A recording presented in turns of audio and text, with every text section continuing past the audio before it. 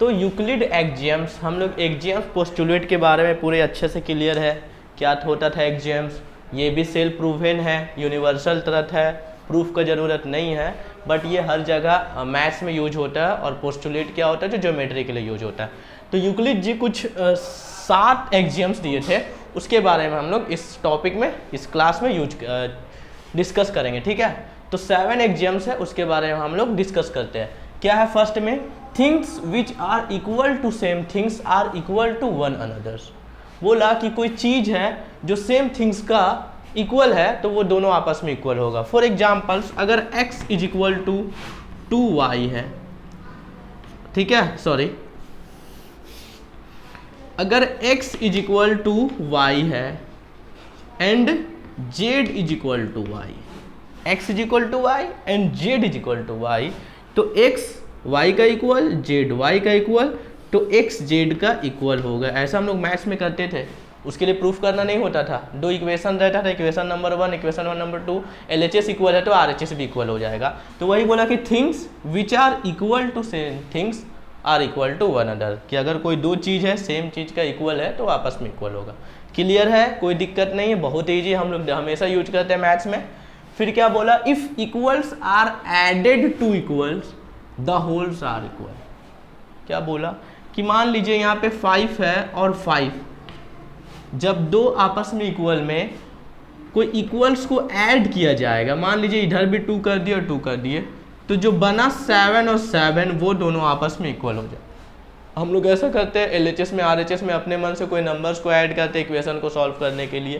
तो यही बोला कि if equals are added to equals the wholes are equal, कि अगर कोई 2 इक्वल्स नंबर है या टर्म्स है, कुछ भी है, उसमें आप इक्वल नंबर्स ऐड करोगे तो वो पूरा का पूरा होल भी आपस में इक्वल होगा। ये हम लोग हर जगह पे यूज करते हैं, ठीक है। तो यही एक्जियम्स है, सेकेंड नंबर। फिर यूक्लिड का थर्ड एक्जियम्स क्या है, if equals are subtracted from equals the remainder are equal. वही बात है कि अगर कोई इक्वल्स है, उसमें मान लीजिए यहाँ प्लस के जगह में माइनस कर दिए, प्लस के जगह में माइनस, तो ये क्या आ गया, 3 और 3, तो ये इक्वल हो गया। तो हम लोग इक्वेशन में ऐसा तो करते हैं, है ना, तो ये 3 3 इक्वल हो जाएगा। तो यही बोला कि अगर इक्वल्स में सब्सट्रैक्ट करेंगे equal, the remainder are equal.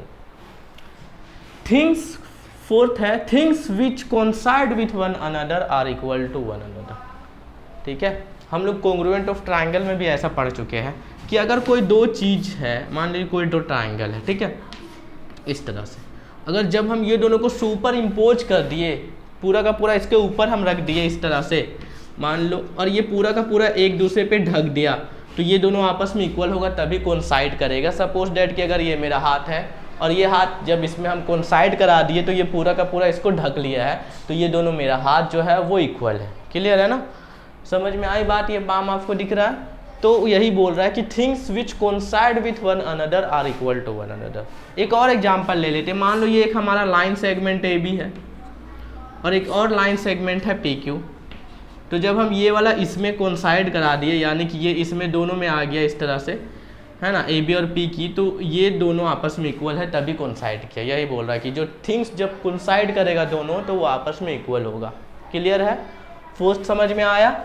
The whole is greater than the part. Simple है, ऐसा तो हम लोग को पता है कि द होल जो है वो ग्रेटर देन पार्ट होता है। अब इसको कौन नहीं जानता है। मान लो कि अगर ये ट्राइंगल है, एक बड़ा ट्राइंगल ABC और एक छोटा ट्राइंगल यहाँ पे ले लिए DE, तो ABC वो ग्रेटर होगा, ABC is greater then ADE से बड़ा होगा ना। मान लो आप कुछ खा रहे हो, मान लो आप पिज्ज़ा ही खा रहे हो, तो एक उसका जो बाइट है, एक जो टुकड़ा है, ठीक है ना, वो पूरा बड़ा वाला से तो छोटा ही होगा, मतलब जो बड़ा वाला होल है वो ग्रेटर देन पार्ट होगा। सिंपल बात है, इसमें हम लोग ज़्यादा बात करने का आवश्यकता ही नहीं है कि the whole is greater than the part. जो होल पूरा बड़ा रहता है उसका पार्ट से तो बड़ा ही होगा अपना पार्ट। 7 में क्या बोला, things which are double of the same thing are equal to one another. बोला ऐसा कुछ, ये ना फर्स्ट का ही है ये, ठीक है, बस इसमें थोड़ा सा मॉडिफिकेशन हो गया। क्या हो गया कि मान लीजिए x जो है y का डबल है और z जो है y का डबल है, तो x is equal to z होगा, हाँ या ना, होगा ना। यही बोला कि things which are double of the same thing are equal to one other, कि कोई थिंग्स है, कोई चीज़ है, वो किसी सेम थिंग्स का डबल है तो वो दोनों आपस में इक्वल होगा। ठीक है। 7 things which are half of the same things are equal to one another.